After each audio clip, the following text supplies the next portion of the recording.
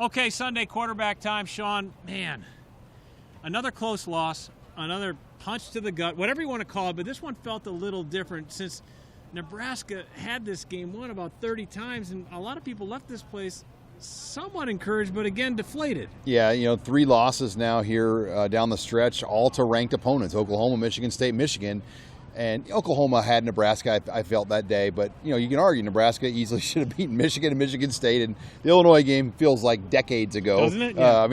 It's playing 7 straight weeks, and they'll do an 8th next week. It's just a grind, and this team has battled through it. But, yeah, that was one against Michigan where, it was all set up, the atmosphere, the stage of it, the way Michigan kind of unraveled. And you got to give Michigan credit, though. They kept it together. And that was a well-coached football team. No question about it. You thought after Nebraska scored those 22 third-quarter points that this one is going to be all Huskers, especially after that what they do, the light show in the third and fourth quarter. But Michigan came back and went toe-to-toe. That was a great football game. I know the Husker fans are disappointed. But I do want to ask you first about the fumble.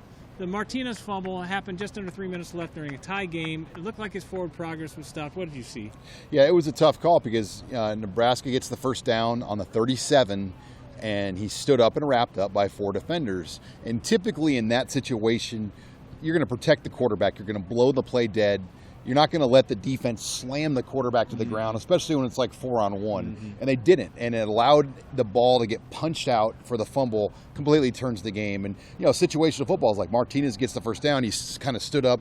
I think he kind of let his guard down, and that was a mistake. And Michigan took advantage of that opened window and won the game on it. Yeah, 2 turnovers on the night for Nebraska defensively.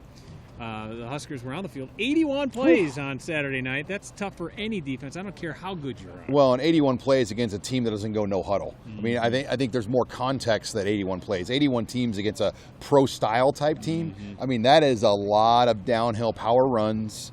And, Cade McNamara, I'll say this, he was outstanding. We talk about who is the best quarterback in the Big Ten. I think his name has to be in that conversation because he made some really good throws in this game and managed what was a very difficult environment. And they made some runs when they had to between Haskins and Corum. They go over 200 as a tandem. This team, Nebraska, holds them under their average, but they were a factor all night long, weren't they? Yeah, and early on, I think Nebraska was winning in those situations, and Michigan threw a lot early, but as Nebraska tired out, those throws turned into runs, and they still, even on third downs, had the answer. Michigan would check it down to the tight end. That was a wrinkle that Michigan put in to kind of seep that tight end out, and that was really their bread and butter third down play. Empty backfield, slip the tight end out, get the first down, and that was a killer play for Nebraska in the second half. I want to ask you, too, about Nebraska's third quarter. You touched on it earlier, 22 points. Man, they were good, and they really made some plays when they had to. They had 4 lead changes, good on both teams for not giving up each way. But that third quarter was something else. Yeah, 22 points, almost 200 yards of offense. By Nebraska. Yeah.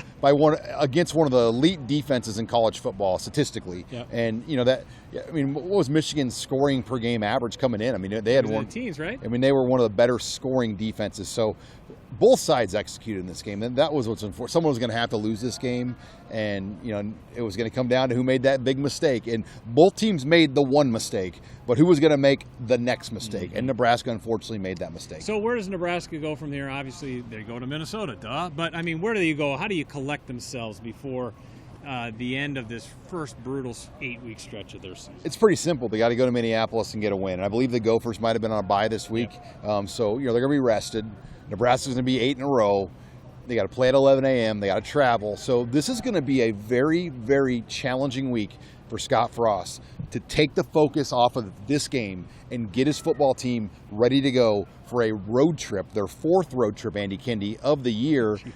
And we're only in the month of October. It's unbelievable. Nebraska 2-6 under Scott Frost, and games decided by 3 points or less.